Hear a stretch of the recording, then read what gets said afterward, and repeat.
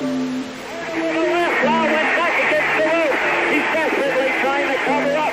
Ali won't expose himself while out against the rope. But Ali smells blood.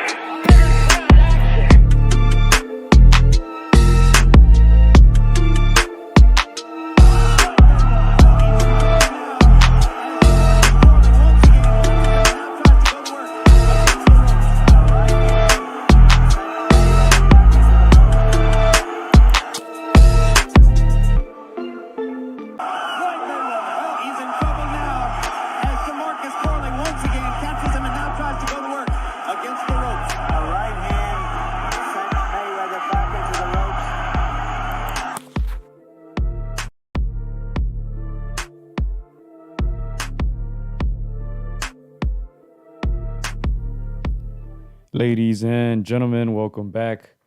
This is the AtR podcast. I'm Gio Garcia. I'm alongside Christian Mosqueda.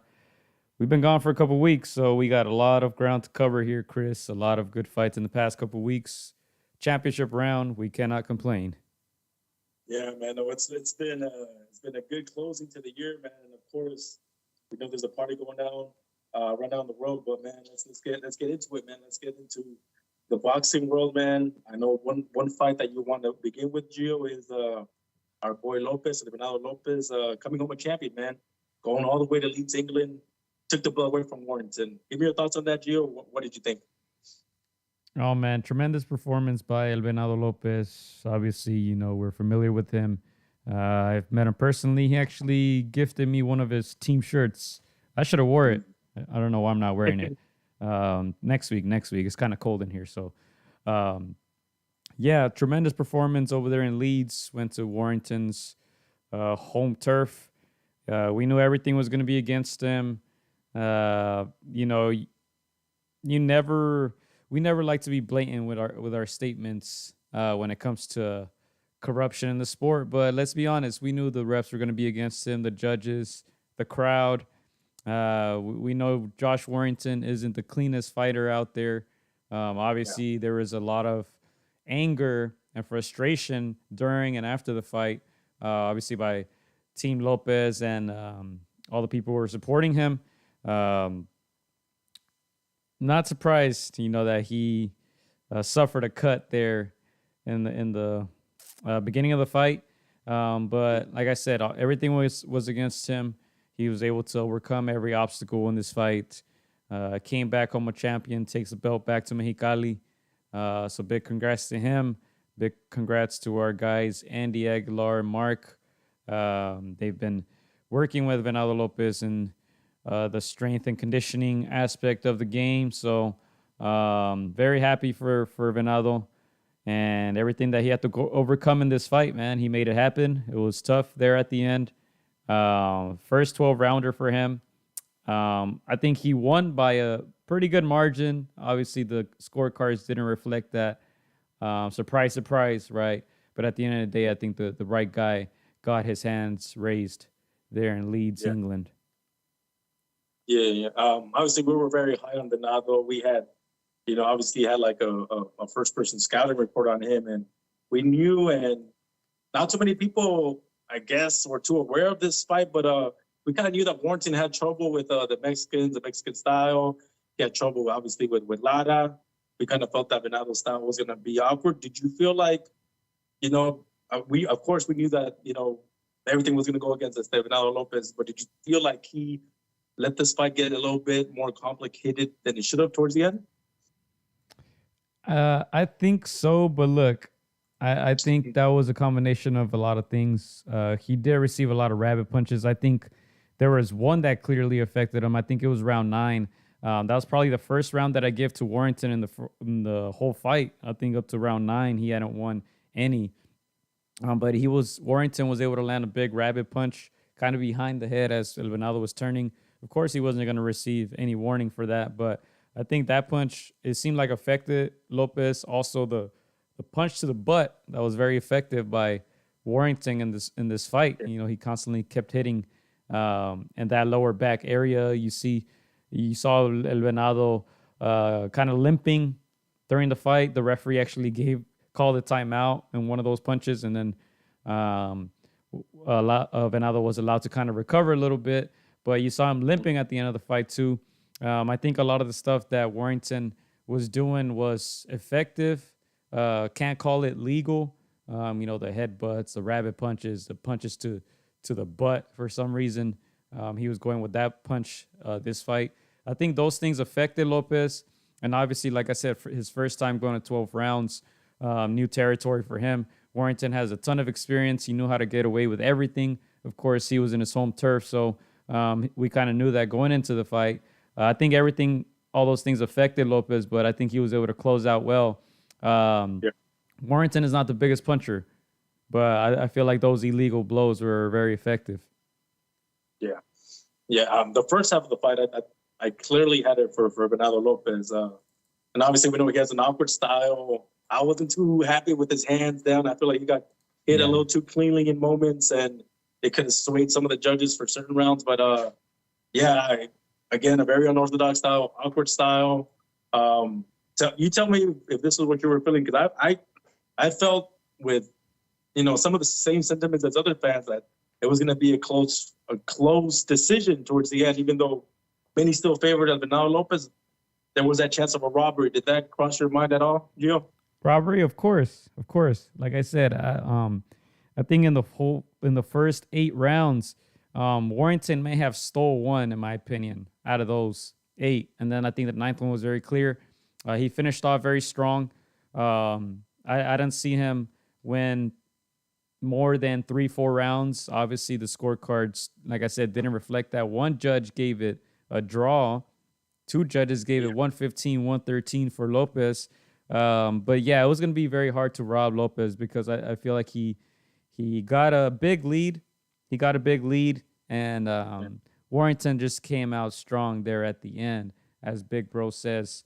He says Bernardo did a little too much complaining towards the end and allowed Warrington to push him back. That's why the fight was close, because Warrington probably took the last 4 rounds just off activity alone. Thought he was going to get robbed. Yeah.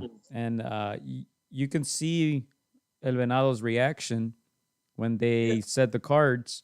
He heard the first one and he was kind of asking around, like, did they score for me? And then they told him, no, they gave it a draw for that first judge, and he was already shaking his head. He kind of saw what was coming. But, at the end of the day, they got the right winner. Warrington, I don't think, was effective enough, even though, like you stated, Venado had his hands down for the majority of the fight. I think he was still able to land the more effective punches, punching from different angles, confusing Warrington in that first half of the fight. He was pushing Warrington back with his punches. Warrington was able to push back Venado in the second half by literally pushing him and lunging in with his head.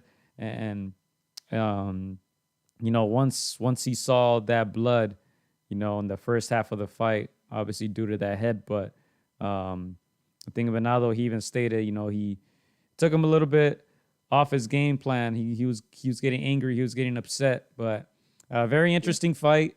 I think the ending was very exciting, Yeah. And of course, the scorecards were always going to be a toss up there because Warrington was in his home turf. But ultimately, I think Venado, the lead that he built in the first half was more than enough, and I'm glad his hand got raised. Yeah, of course, like you mentioned, this fight did happen in Leeds, England. A razor decision on the scorecards. Do you think Warrington overachieved in a sense? There was a lot of people that kind of felt that he could have possibly got knocked out, but obviously they win the distance. He loses the title. But do you think this warrants a rematch for Warrington? I think that would be a very good fight.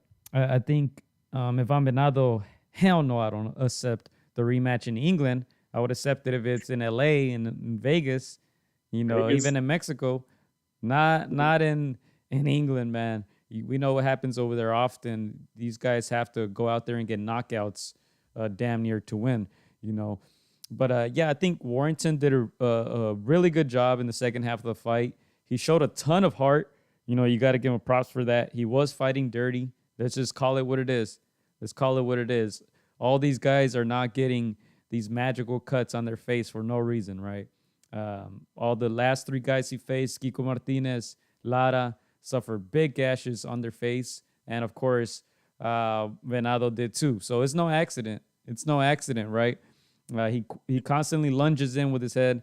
So of course you gotta call that out when you see it. But you still can't take the fact that you can't take away the fact that he showed a ton of heart. Warrington. He took big punches. He showed a good chin. Those body punches were brutal. He was taking them, and he was able to push Venado back at the end, make a little rally, make it somewhat close, make it somewhat interesting there on the judges' cards. But yeah, I wouldn't be mad at a rematch. Not sure if Venado looks that way or looks for bigger names, but this was definitely a very good fight. I don't know if you would like to see it again, Chris. Yeah, me personally, I would. If they do it again, yeah, I agree. They have to run it back in LA, in Vegas, somewhere where there's neutral, or you're gonna feel a little bit more confident to hold on to that title.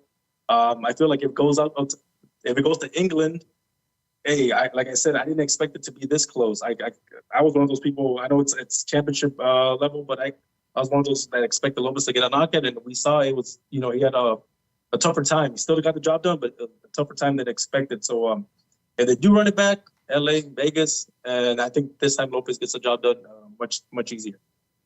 Yeah, overall interesting fight. Like I said, very happy for Venado Lopez. Shout out to Mexicali. He came out there to El Cartel de Santa, Perros, right? Anytime you hear anyone come out to Cartel de Santa, man, you know they're in for a good fight. So, yeah, shout out to Lopez, another Mexican champion. He deserves it. He was one of those fighters who kind of started boxing later, quote unquote, in life, right? He was a soccer player, kind of transitioned over to boxing. He says that's where those strong legs come from, right? And you can see it in his style. Not the most conventional style, you can say. He fights with his hands down, quick with his reflexes on defense. Kind of reminds me of Maravilla Martinez in a way, the way that he defends. So very happy for him that he finally got this title shot. Took full advantage of it. Not easy to do across the pond, and yeah, I'm happy for him, man. This is a very good fight, and like I said at the beginning of the show, good championship rounds for us, right? The 12th month of the year, and still getting high quality boxing. Yeah. And so with that, Luis Alberto Lopez becomes the IBF champ. He joins Ray Vargas, who holds the WBC title. Lee Wood was the WBA, and Emmanuel Vaquero Navarrete with the WBO. My question to you, Gio, is what do you do if you're Alberto Lopez? Do you try to get a mandatory, try to get some tune-up fights, or do you try to unify right away? Oh, man, I'm taking a victory lap, man. Just like we stated with Regis per grade last week. Do a quick little victory lap, take a little tune-up, keep building that confidence, keep building that momentum, establish yourself a little bit as a champion. And if I'm Venado, after that, I'm going for Navarrete. That's the big money fight. And they both fight on top rank. So I think that's an interesting fight there. I know there's been a lot of rumors of like Navarrete and Valdez and all these guys, but I think that's a very good fight. Two very interesting styles. But really against any of the champions, it'd be interesting. But I think the Navarrete one's probably an easier one to make. And the Mexican wars they never let you down. So why not? But yeah, I would take a quick little tune-up or two and then move on to one of the champions. Yeah, I know sometimes we give shit to, these mandatories, but we know Luis Alberto Lopez, he's one of those guys that he'll fight anybody. He'll fight the prospect. He'll fight the undefeated contender. He'll fight, somebody that's the A side. I think in these instances, and we're not just saying this because, we've interviewed him. These instances, you do have to take your time. Again, it's matchmaking is so crucial, especially when you're win that title. You got to make the most money because we know that the title associated, that you have a title, that's where you make the most money. So I agree with you. I think he has to be careful. Like, he has to just be very smart in his match selection. So again, he's got a lot of good champions there that he could unify, but I think he has to, walk steadily. If I'm any of those champs, I'm staying away from Vargas, man. That guy's a tough matchup for anyone. Yeah. Like you said, it's Mexican against Mexican, but Ray Vargas doesn't have the Mexican style. I mean, he'll try to unbox you, and that is not one of the easiest styles to fight. So I agree, man. Bring on our manager hat right here, huh? For Leonard. Hey, Ray Vargas' ideology is win or win. Doesn't matter how, man. Yeah, but I think we can transition over. Not sure if you had anything to add on that. I don't have much. Just very happy for Venado. Real cool dude, real humble. So very happy. He's been knocking on the door for so long, and finally came to fruition, man. So very, very happy for him. I think he deserves it. Yeah, man, you said it all, bro. Congratulations. Like we said, it's something that's hard to, get these fights, to get that call. When he got the call, when Andy told us, when he told you, we were like, oh, that's it. Come on, man. He's going to come back with that title. And again, it's something that's hard. Sometimes these other fighters don't want to make that fight. They don't want to, have that tough test. And yeah, man, congratulations to Ronaldo coming home a champ. And like you said, he'll fight anyone. When I spoke to him, Kiko had the title. So he's like, I want Kiko. Title moved on to Warrington. He said, I want Warrington. So whoever has that title, that's who he wants. And that's what you want to see in boxing, man. But I think we can transition to another fight that happened this past weekend. Your boy, the takeover, Teofimo Lopez against your other boy, Sandor Martin. And you kind of called it. I'm actually kind of shocked, but you kind of called it. You said this was going to be a tough fight. In my opinion, it wasn't supposed to be a tough fight. Tougher than I would say 99% of people expected. As you guys see that picture there, Teofimo Lopez actually went down in this fight and didn't look too impressive against the Spaniard. Yeah. I got to ask you, how did you have a chance to score, or did you get a chance to kind of have a feel for it? How many rounds did you have this fight, Gio? No, I did not score this, but I am going to watch it again. I think it's difficult when it's a close fight and one fighter gets knocked down. You would think that would be the difference. Very surprised by the cards, though. Yeah. Let's read it out loud, because they gave Sandro Martin no type of credit. One judge had it for him 95-94. The other two 96-93 and 97-92 for Lopez. Yeah, no, way too wide. Way too wide, in my opinion. The beginning of the fight, it kind of felt like Teofimo was gonna, actually take over and win easily. He was winning a lot of the early rounds. Obviously, that knockdown gave one huge round to Sandor Martin, and still very patient, very patient. Obviously, we knew he was gonna box. I kind of felt that he was gonna have, kind of a George Kambosos type of, fight, and he kind of did, but just not to the extent of success that Kambosos Jr. had. But yeah, man, I took the time to rewatch the fight. I scored it. We're not shy about giving 10-10 rounds. I had to give one round 10-10. But other than that, I had it 96-95 in favor of Teofimo. And this was a fight where I feel Teofimo underachieved, but it was still barely enough to defeat Sandor. I think he had a pretty good fight. Not a great fight, but a good fight. So I had it 96-95 for Teofimo Lopez, slightly. So wouldn't have been mad at a draw. Wouldn't have been mad at that scorecard that favored Sandor Martin. There was a couple rounds that were very close. So very disappointed with the big, lopsided decision the other two judges had for Teofimo, because this is not the Teofimo that many people expected to be back. Yeah, and it seems like the adjustment to 140 pounds is taking longer than most people expected. Like I said, people not impressed with Teofimo at the moment.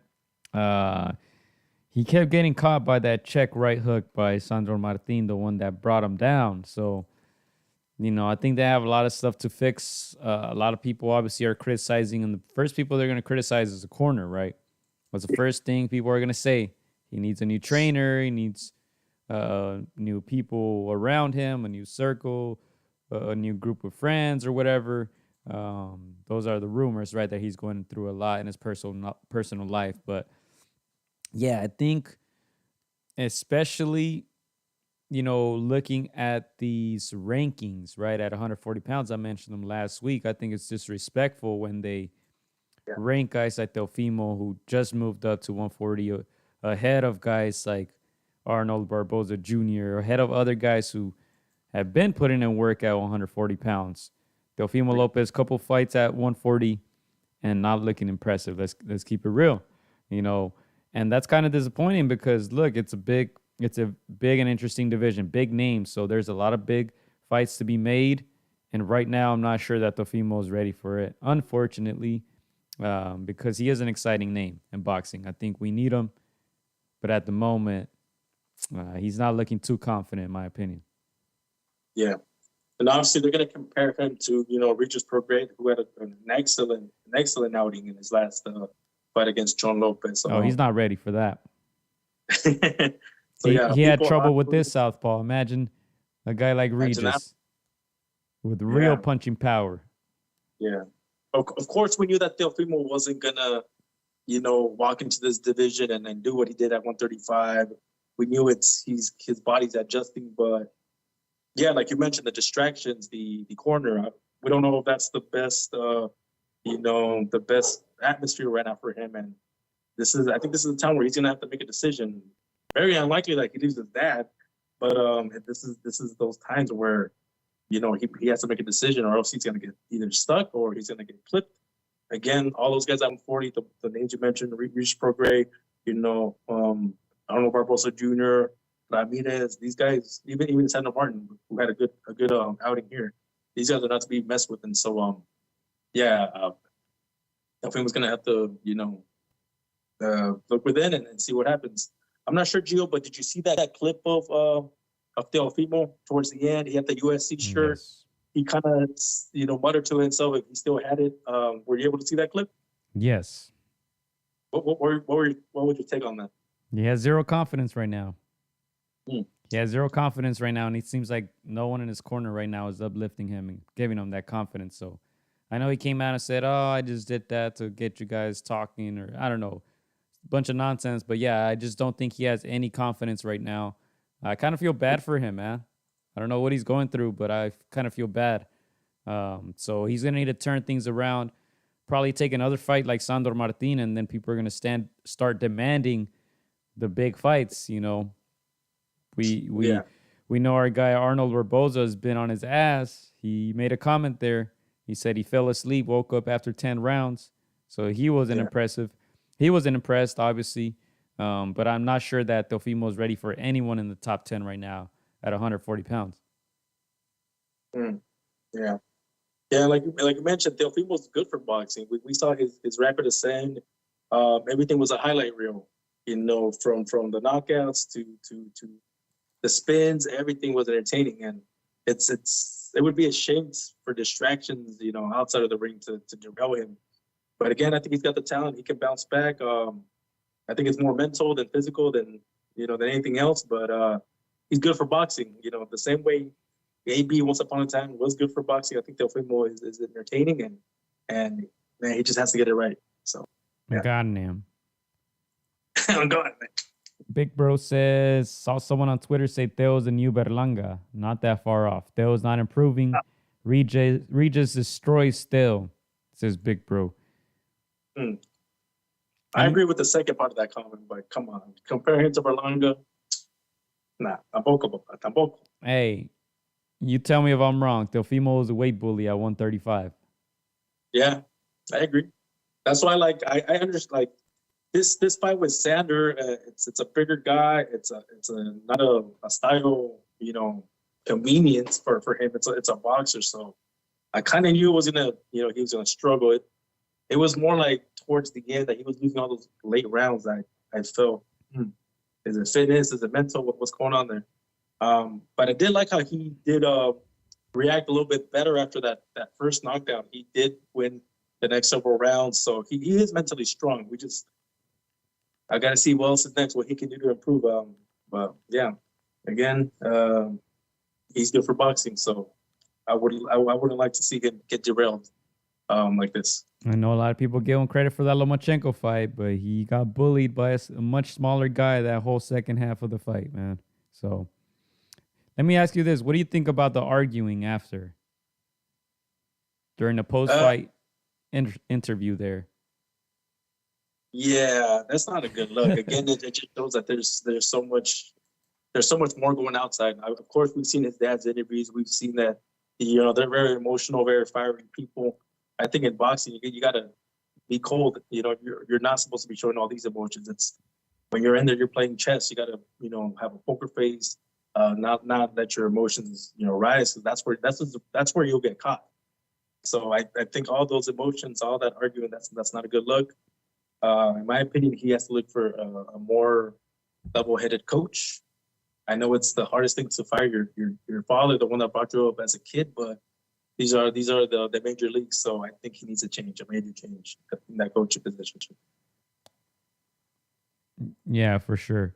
Anything else to add on Teofimo Lopez? Does he have the worst post-fight reactions?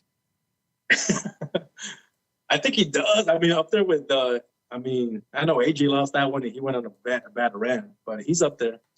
Again, it's too emotional. Too emotional.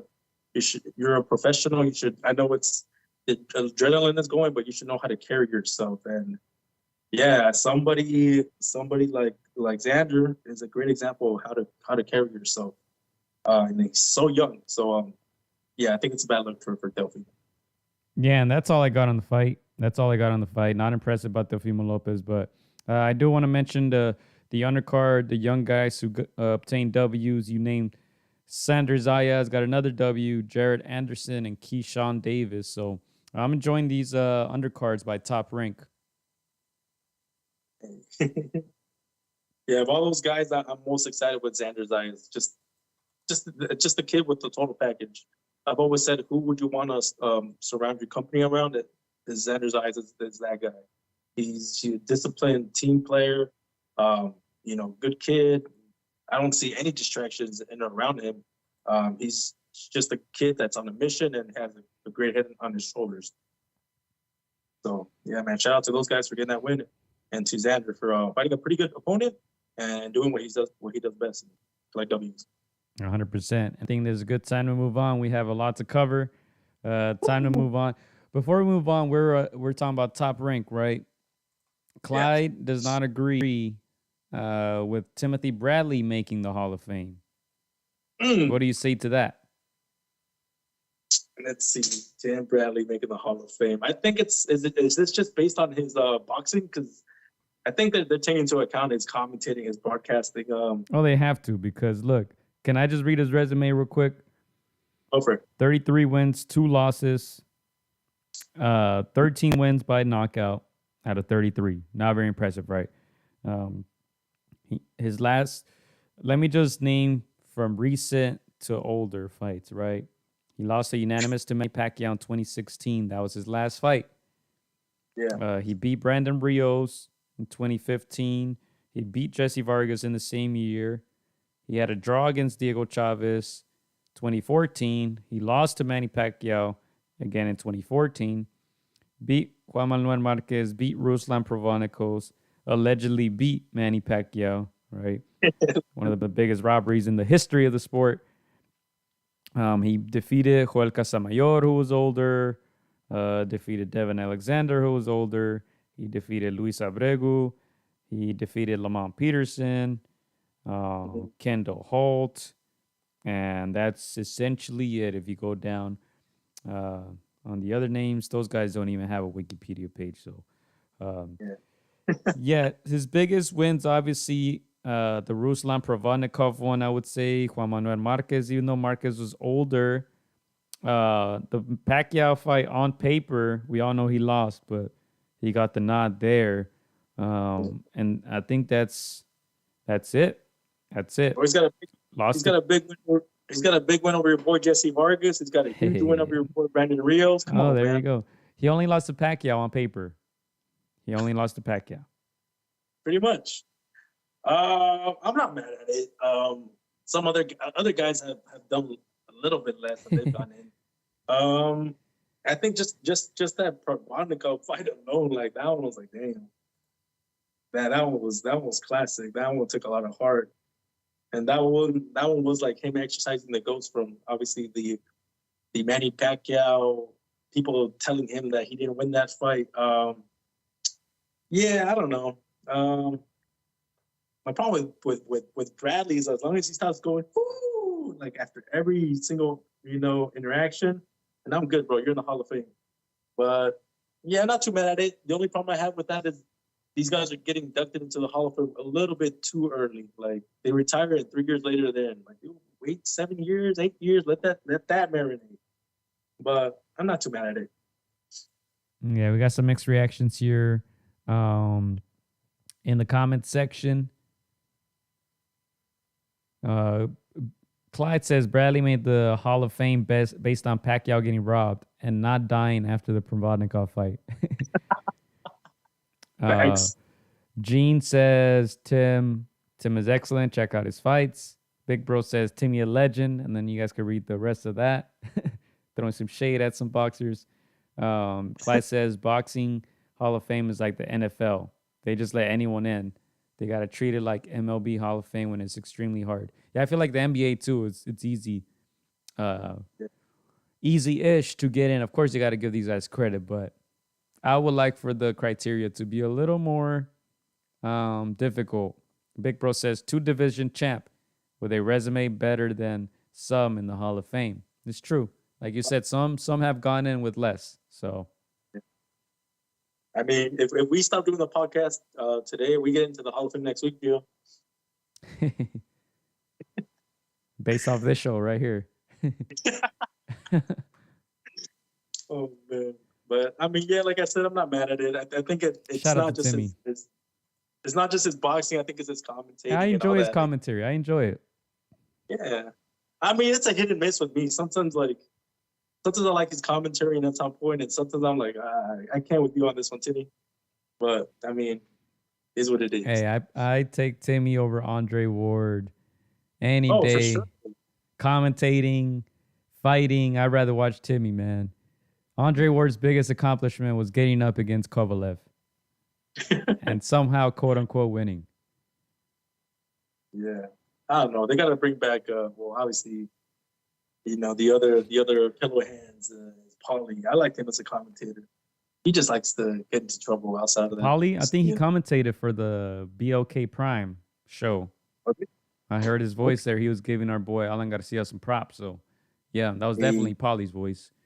Clyde, and we can get into that in a little bit, but Clyde says being a commentator and getting connected with boxing writers helped 100%.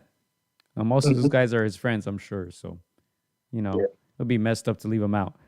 But yeah, that was Timmy. That was Timmy. I got mixed emotions. Not sure, but not mad at it overall. I'll ask you a final question. Do you think Timmy overachieved in his career? 100%. 100%. I think that's why he's in there, because for his limited, like we said, he never had that much power, never the most skilled, but he always almost always found a way, So I think that's to be commended. Oh, we wouldn't be talking about Tim Bradley right now if he didn't get that W against Pacquiao the first time. Let's be honest. That made him relevant. That he's still relevant for that because that was one of the biggest robberies in boxing history, right? So he's always going to be mentioned, not necessarily in the brightest of lights, but he's always going to be relevant because of that. Yeah, I wonder what the judges were watching. Like, did they probably just like his activity? I don't know. It's always different when you watch the fight on on TV than when you're ringside. So, still wonder what they were watching. Yeah, but look, let's move on to El Gallo Estrada, Chocolatito Gonzalez, number 3, the trilogy. Another close bout, Chris. We talked about it last week.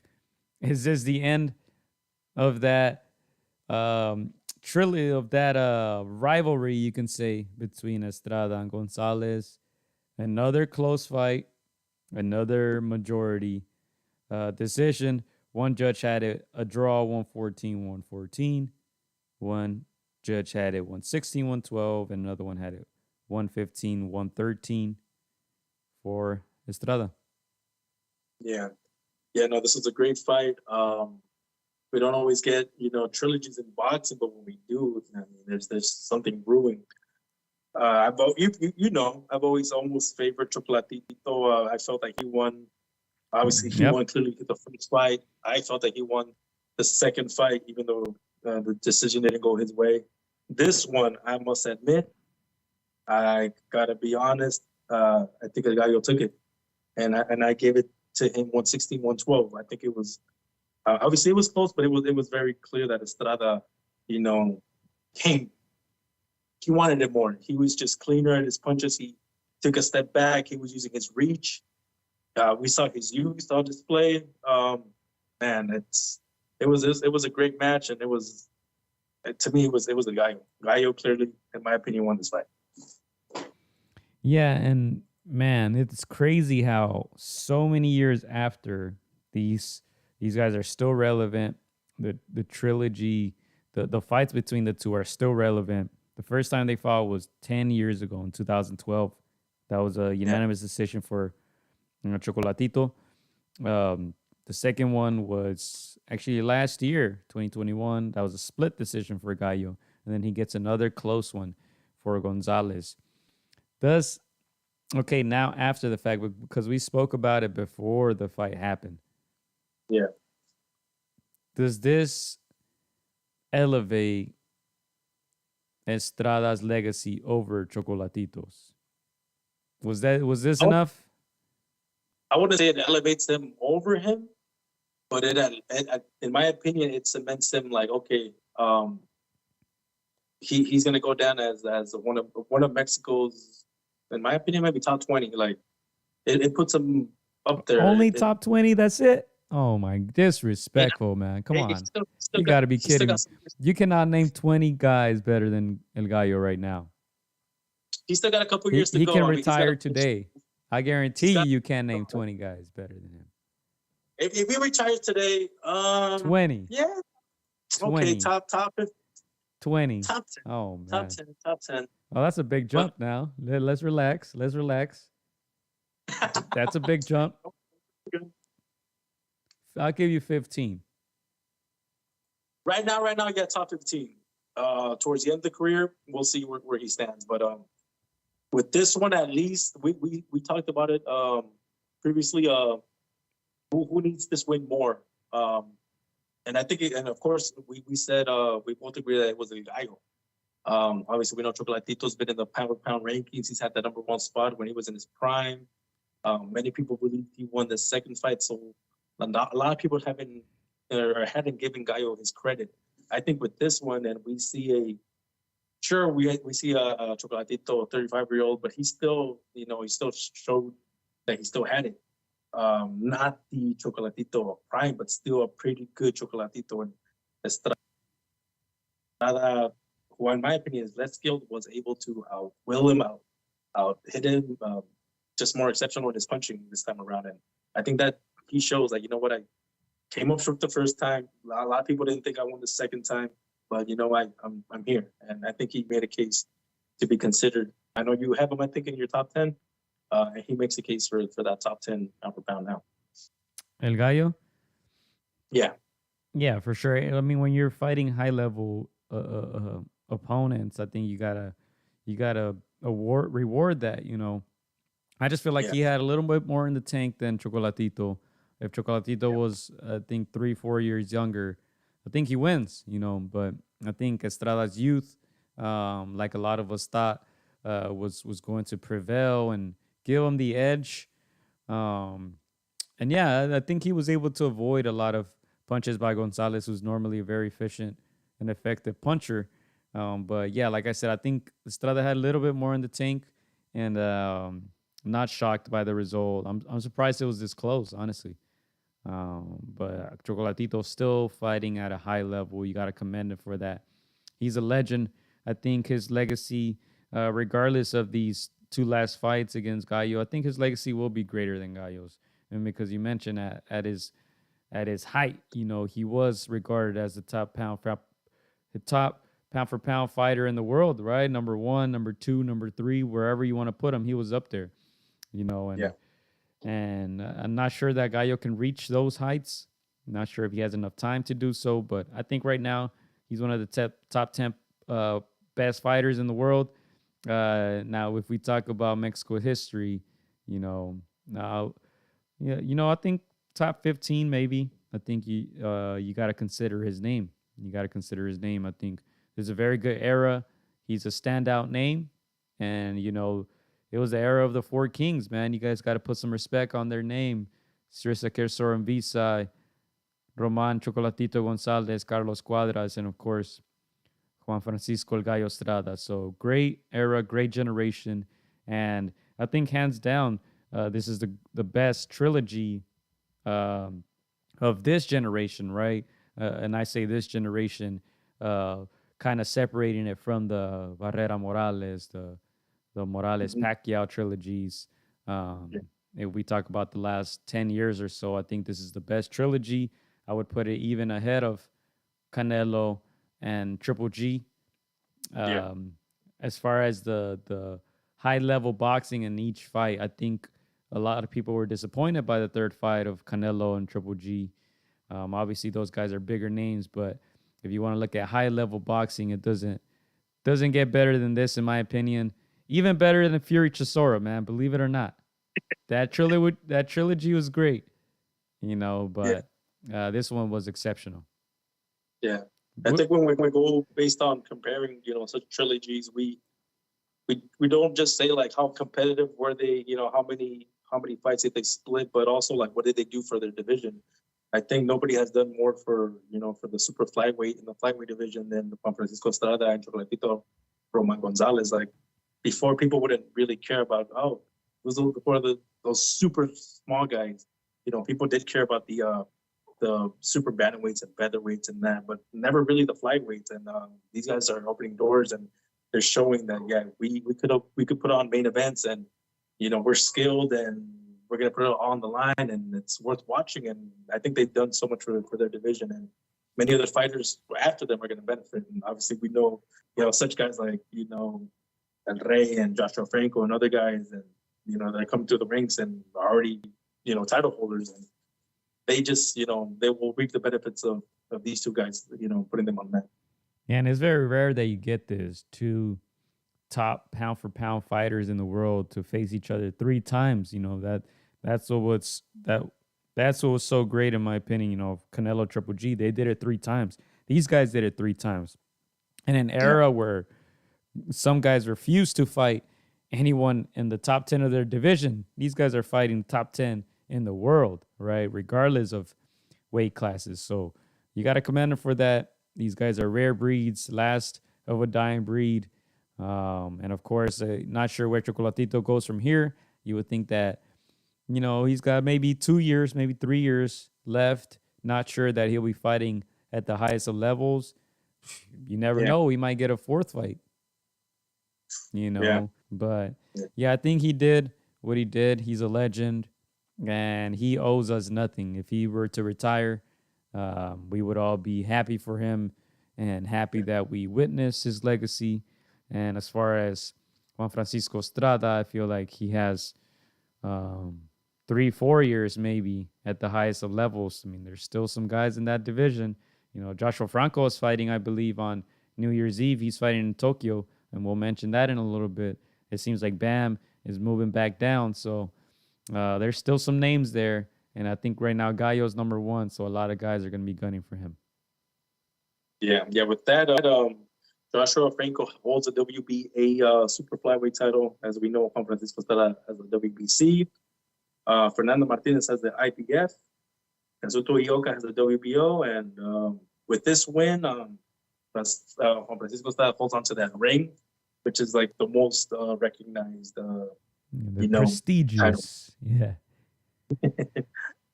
Yeah. Man.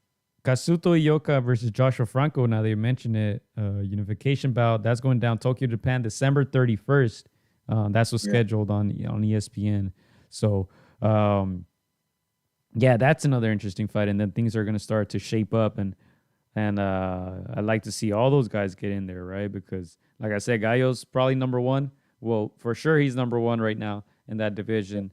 And there's some young guys coming up. So, things will start to get really interesting there. But yeah, this trilogy seems like it's over. Not sure, Chris. Yeah. I wouldn't be mad at the fourth one, but I think if it ends here, I'm satisfied. Yeah. I mean, Tim got a trilogy, right, against Pacquiao. Man, That got paid, I got hit man. the lottery with that first one. That guy With got that paid. Big shout out Man. to Diego Pacheco, undercard. Won again, got another KO. Looking real good, Diego Pacheco. Right. Yeah, that's one tall, powerful dude. Yeah. Shout out Congratulations, Diego Pacheco. Shout out to South Central. I want to briefly mention. Well, let's do Fury real quick because we didn't have a chance to talk about it last week. Fury against Chisora, another trilogy, the one that no one asked for. What are your thoughts on this? 10th round KO. Chisora got pummeled.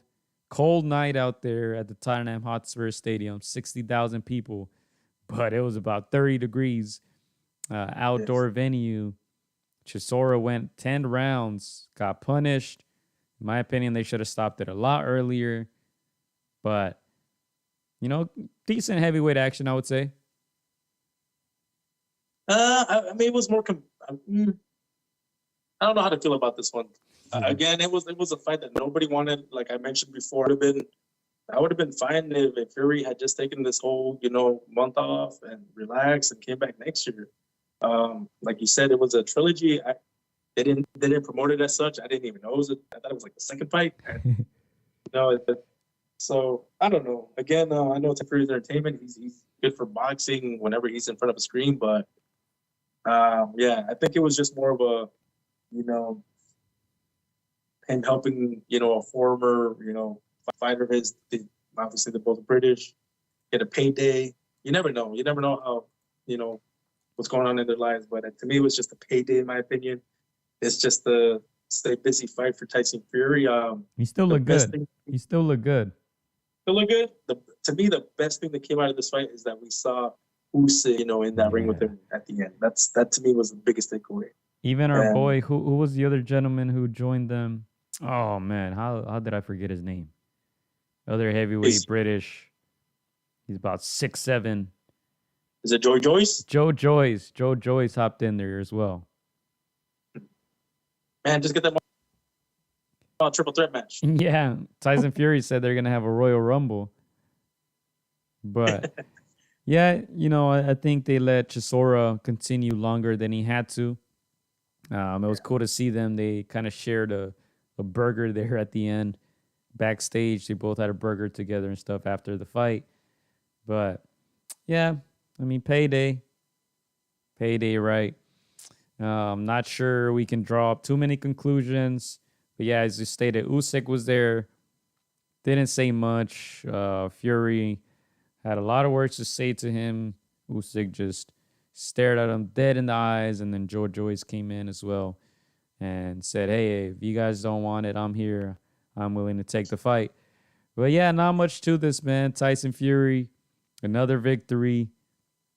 And if you guys can, in the live chat, if you guys can think of any other trilogy where it was 3-0, right? Because this was a trilogy that no one asked for. If you guys can think of any other trilogy that was 3-0, let us know, because I can't think of one, honestly. Obviously, I'm talking about on paper, right? Because Pacquiao beat Bradley 3 times, but on paper it was only 2 wins. So I can't think of too many. Again, I think it was just a money grab. It was obviously the British people are going to show up. They're going to buy their ticket regardless. It's just a money grab to me. But again, very little can we take on these. The most you can do is just like the eye test. How is Tyson? Is he is he not too heavy? Is he around? Is he staying in shape? Does he look focused? That's pretty much little things that you can take. And he looked good. Sharp. Landed huge punches, and shout out to Chisora, man. He's in my very exclusive club of top fighters with double-digit losses. Of course, you think about guys like Gabriel Rosado, right? Yeah. Derek Chisora, ultra tough. They're gonna come to fight regardless, right? Yeah. But yeah, shout out to the ref who eventually stopped it in the 10th. And that was that, man. Not much to it. Not much to it. Um, let's see. Should we move on, Chris? Should we move on? I do want to mention Naoya Inoue briefly. Ooh, let's Undisputed. yeah. Undisputed at 118 pounds. Naoya Inoue stops Paul Butler in the 11th. Demolished him, broke him down. Too much for these guys at 118, Chris. Yeah, no, he was too much. Butler was just there for a paycheck and to survive. He was not throwing anything. Disrespectful. He was not throwing anything. I don't know if you saw the highlights, if you saw in a way just taunting him. You know, he was Ali in there. He was Roy Jones Jr. in there. He was doing the shuffle. He was doing the hands behind the back. Man, just outclassed him. You know, again, Butler was just there to get a paycheck and to give up his belt. It was Inoue's belt from minute one, first second. It was all him. Yeah. Does this affect anything in the pound for pound rankings? I know we rank Inoue pretty high up there, possibly top 2, top 3. Does this move him up, down? What does this do for Inoue? I would assume not down.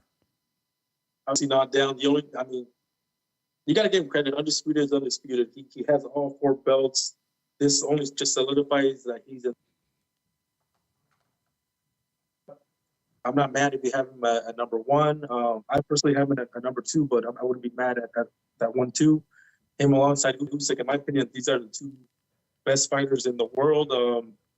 Continuously trying to, get silverware, trying to challenge themselves. Obviously, the man in front of him had no business being in the same ring just based on technique alone. And again, it's not his fault. Just in a way, it's just on a different stratosphere. He's just that monster moniker is just perfect. He is a monster.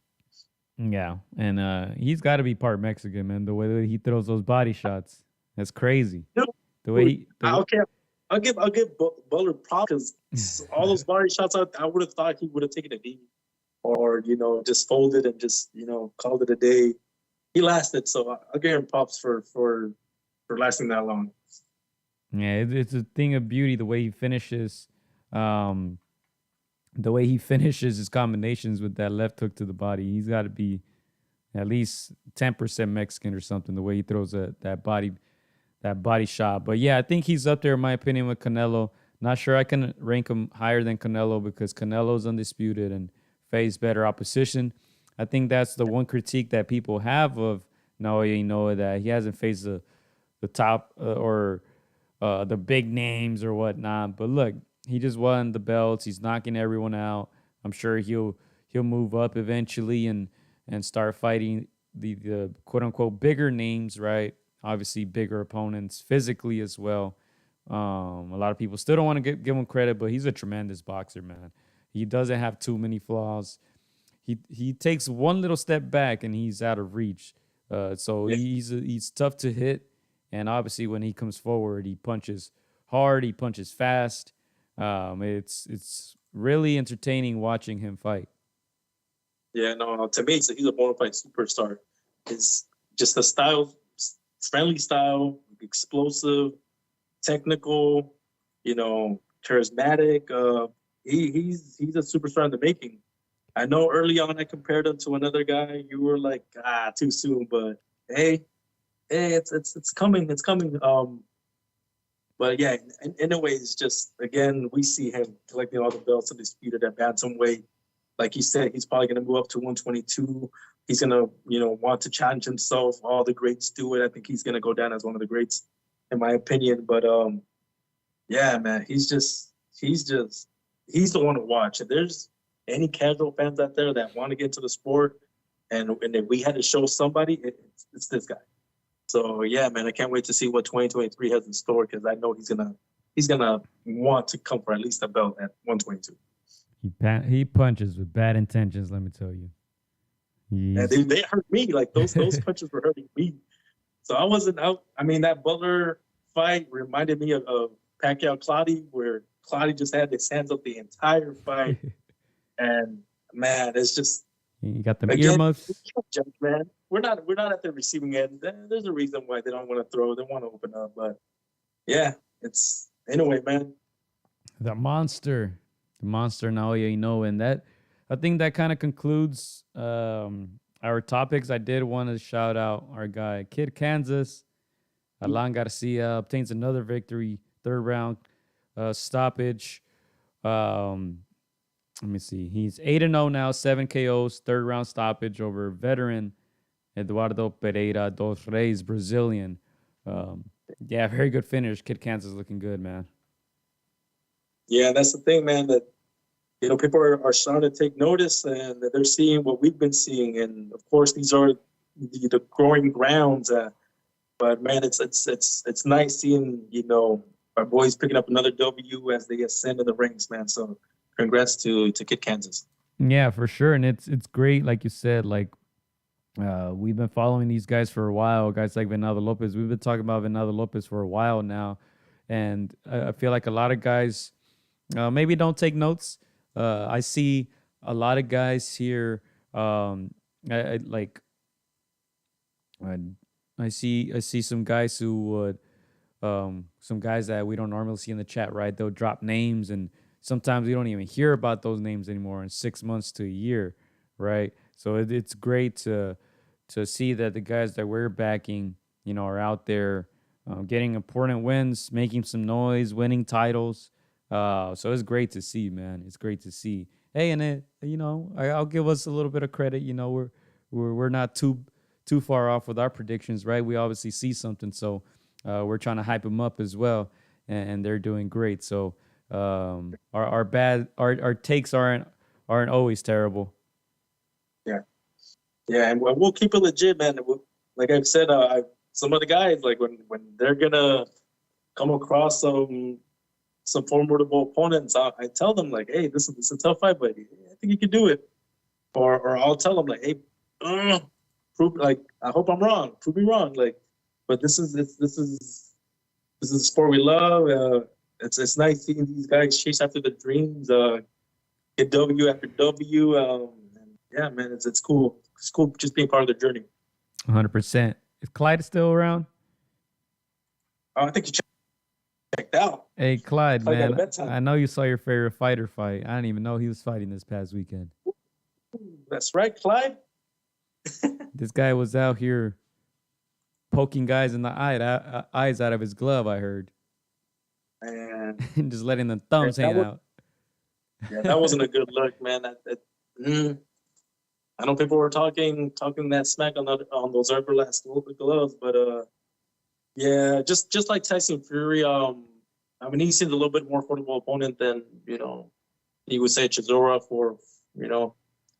But again, it's not the fight that we want to see. I was very, like you know, Joe, I was very high in Terence Crawford 3-4 years ago, but little by little, man, if you're not fighting those opponents, I'm just gonna, you know, drop you down in the ranks. Still refuses to fight any top welterweight, man. That's the crazy part. And I don't understand. Then with the understand. news of Aerospace's new crash, I don't know, man. I don't even know if we're ever gonna get this fight. It seemed like it was coming close to fruition this year. It seemed like they were close to signing. For whatever reason, it didn't get done. I don't know, man. I don't want to get my hopes up anymore. Yeah, it's a shame. It's a shame. What should the referee have done in that occasion? Obviously, you can't let him fight with busted up gloves, right? And obviously, we've talked about, you know, instances of like tampered gloves. This obviously wasn't a tampered glove, but it's just as bad. It's just as bad as as dangerous. It's dangerous. You know, obviously there was no malintent, but a ripped glove is a ripped glove. Knuckles can be exposed. Obviously, we saw the knockout. It was very vicious. I cannot.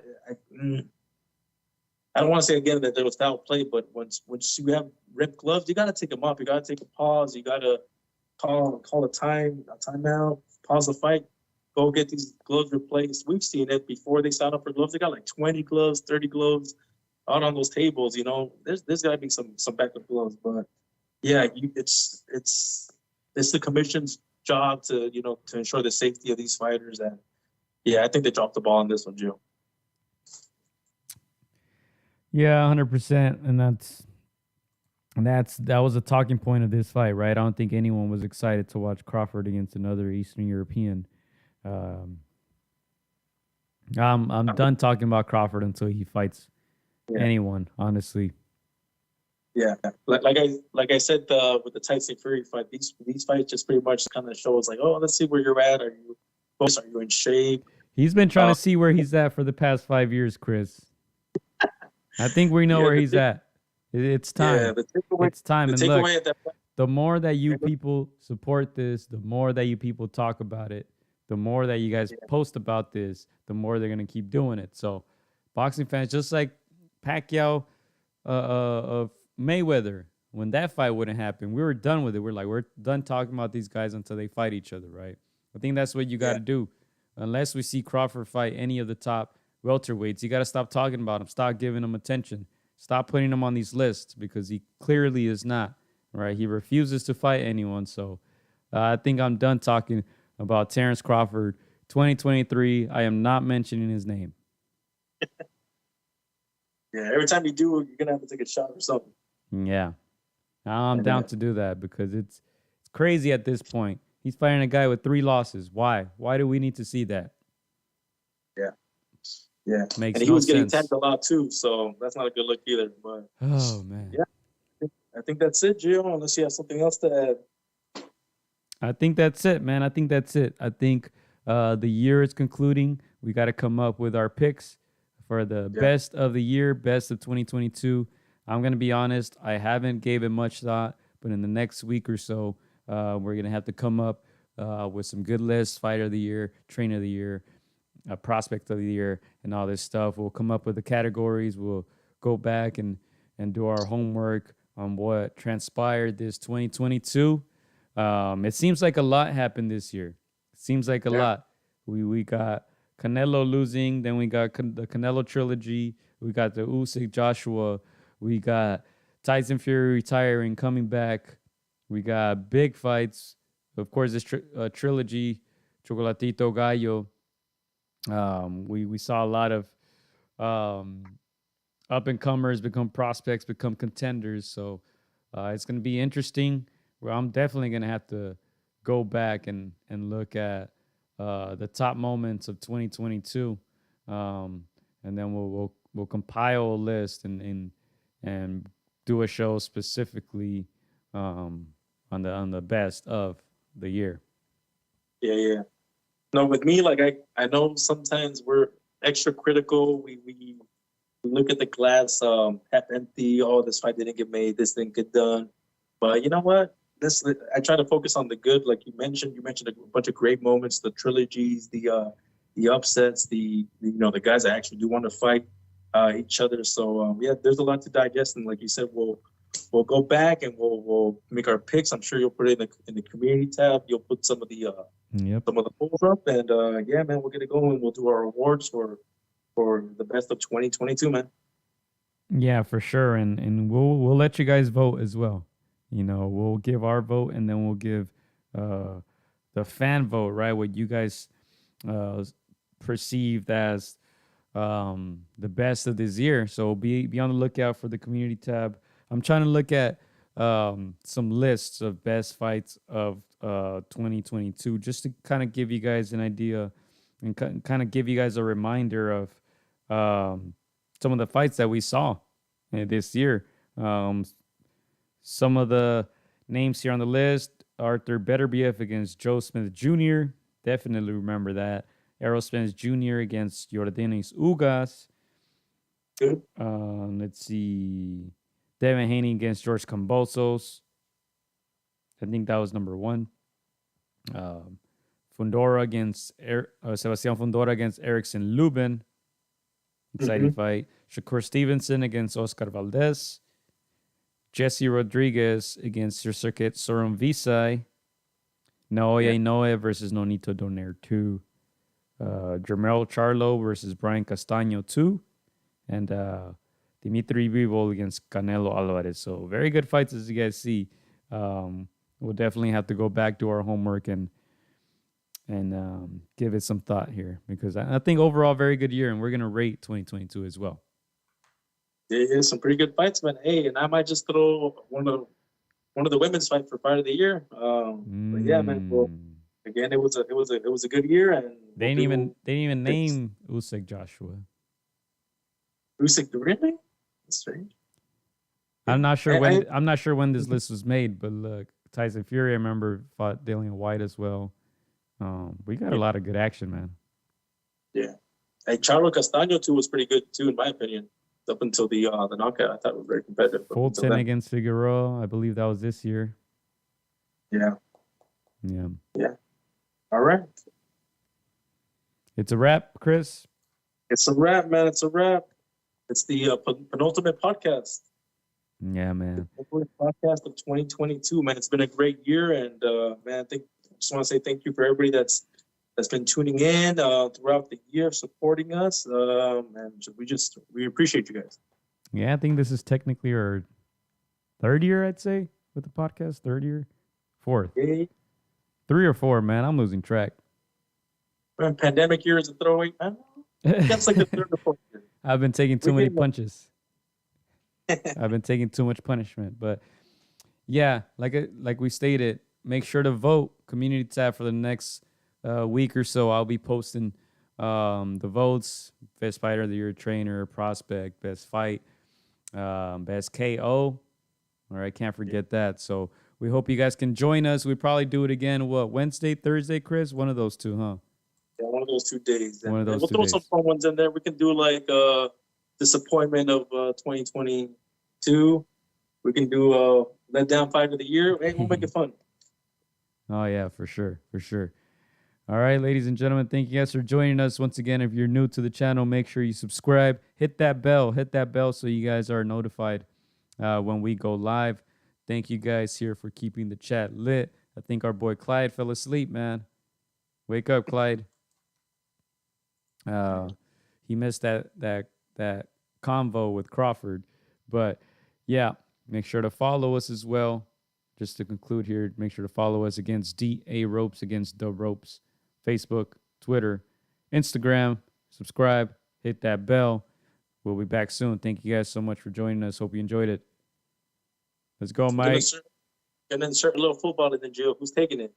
Oh man, France is winning. Look, France is winning. I got the cup right here. You got the cup right here. Messi ain't winning, man. He got too many freebies this World Cup. He's facing the best team in the world right now. We avoided Brazil. Who you got? The money says France. The heart, even though I don't like Argentina, I love Messi, man. So I think I would want Messi to win. Man, only way he scores is a penalty. Let me tell you that. That's it. He ain't scoring. There it is. There it is, ladies and gentlemen. We'll be back soon. Peace, mates.